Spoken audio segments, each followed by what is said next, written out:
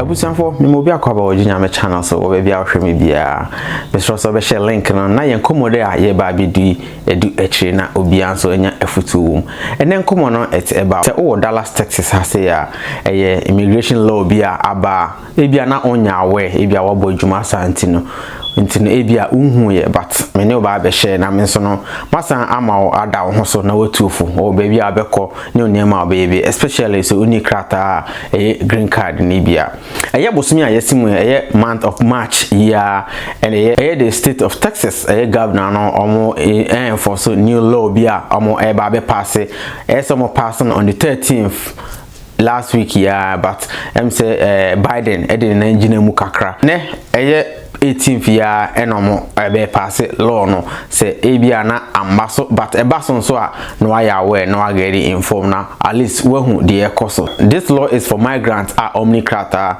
say oba America na ebia unicrata na waje obi krata na de yejuma ana oni na mu a e na ode drive ya say bia semiba no be the ball o car to ana overspeedy ana anything bia na say police ejina wa otimi bisao say bia wo krata na so ni krata e man ho kwan e man ye den e man etimi e deported ana say e de okotre abankukum a waso be ye hyepa enti no o de mami ready bi nchro na hwe sa law yi de ansa na e be koso no e be hia the channel profit opambo no abompaya maye ansa na ato aso opambo faye ko Jesus yo opambo abo empire man de ye arehwem se ento Ghana ni bia ada enti ye nto aso a law no SB4 Senate Bill 4 mami reading intro na hwe. Senate Bill 4 will also give local judges the power to order migrants arrested under the provision to leave the country or face a misdemeanor charge for entering the US illegally. Migrants who don't leave after being ordered to do so could be arrested and again charged with a more serious felonies.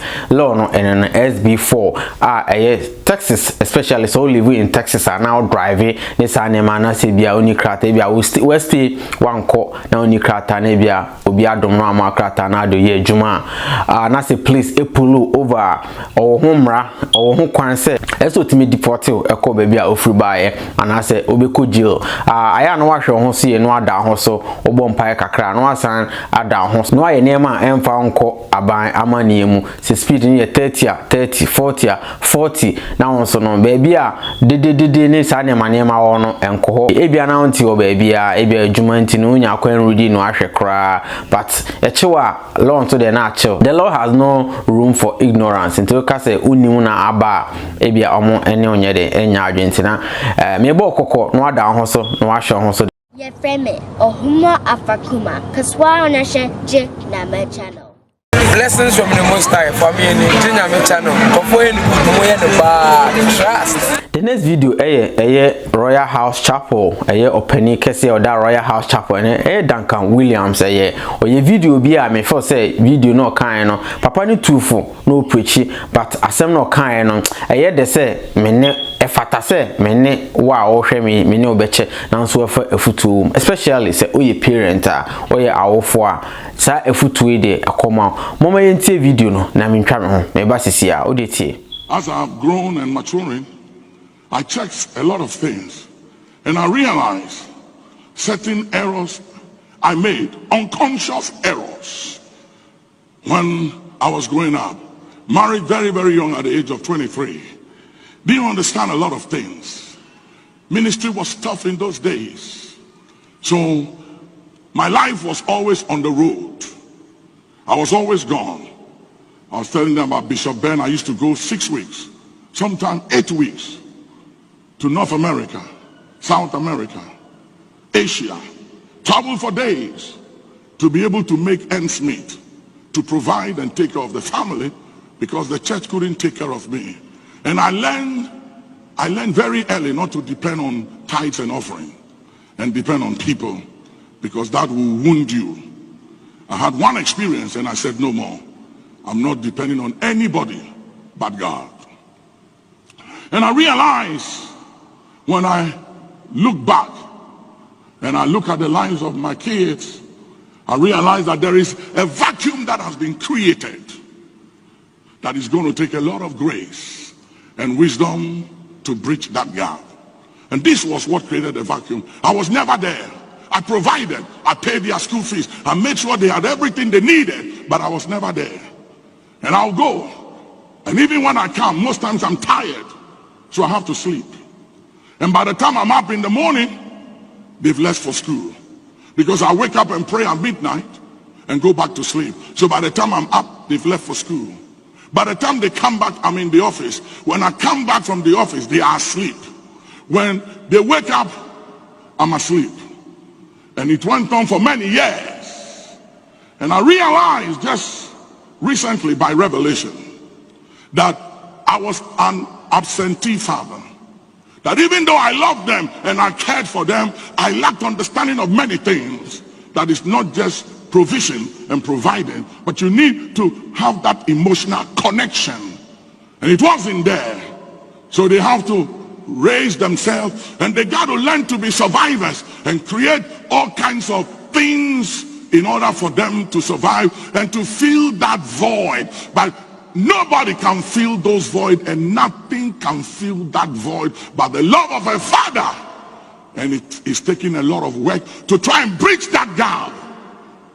Yesterday I took my grandchildren into the pool and I started doing aerobics with them in the pool. And as I was dancing with them and exercising with them in the pool, I realized that that was what I should have done when my children were like their age. And let me say this to you. Let me say this to fathers and mothers. I know you mean well, and I know you love your kids, and I know you got to provide ends meet, and you got to go out there and work and fight, because life is tough and life is not fair. And life does not give you what you desire or expect by what you fight for. But in the mix of fighting for everything to provide for them, make a little time every now and then to bond with them, because you're going to need it. Because if you don't bond with them now, there'll come a time and there'll be such a vacuum between you and them that's going to take a lot to fill it.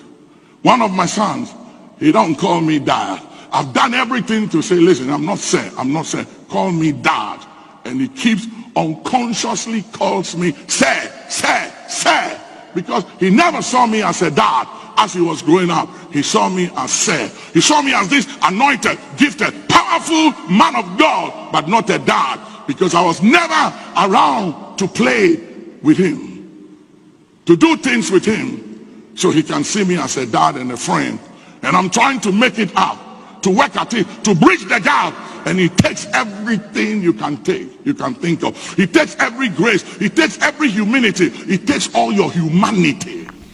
You say video de etasim so ya awfo our parent and our share or no way any Bible munsem na bi akase obi atro baby in the wakako ready or no ankasa ne life story and a waka and or there 2 years nyame sha no say wonya bibisa na one fan she no ho na ye enema ye bensi bitimi ahwe bibi na de asua ho parenting de enye agro enye easy kra onu ahu de we anema ka say put together ama ne baba akokakra na aba na otro nyom no ha no ye niema bebi okore ha binyina ono accept fact na say niema bia no odisika echi na oye adwuma na ombia no ono kra na oye ojai ne ba ho ekoye nyame adwuma no kra no hwe na ye wa onso tumi ja ba ho ko chinchin ko ye adwuma so de piska ba behwe oba no ebia na ankoye sa enti no we futu we de ekoma ye nyina o papa o ye maami o mo nyina na ye mfanye adisuade bi na ye nyina ye mfentese ye ma no, because time now when your man says I too late, you can never go back, you can never change the hands of time. I too late oh you or which say ankana on any mamum any diagron any nana na obey almost antinum so to be in a bar a diagron BBC and just 77 hona tono and I say BBC a or no sacrificial when your man and mano Sani Abekono Misambo on Kaya said a command association of DFW Dallas on fundraising no dinner dance no a day Saturday ya and a basso JK event center it's a ticket no almost $40 semre wo ho a na nye yare a na so no den wakwa ko ibi abo no de abo FP company for so twan kwa ne omako nye so me twom nim keke om de bo omachi you never know baby a usika wedding betimi akwakodu om wi aye ne next week no aye Church of Pentecost om Easter convention no annual convention no om de hwehwe so de oh denti aye om flyer no wa so because evenu no asesa enye baby ade bia om ye no bio da bi enye Evan ho ni bi we de om ko denti ankasa because om pe bia be ho so se do betimi accommodate obia enti om de ko denti no aya na onsoro je wakọ boam wakọ mpae ama oyere oma ene obusuafo nyina na mpae de ebibi nyema bebre ema ye nyina da na ntwi Hamilton ono so de nani onyamba beta akire be wa be hunum kakra yetie eye SB4 no law no kakra no mema remfi so be sha ma onua no no so ayden ono so nye afutu we na ye nyina onyonko da enyo da so subscribe yin sam so be subscribe so de ye di link bia beto ho se ya obenya information no na so no ode atu ho fu meda se ha na mre be me kwane ni ye di ene video na du meda se uti nyame hwa makra mu nyina bye.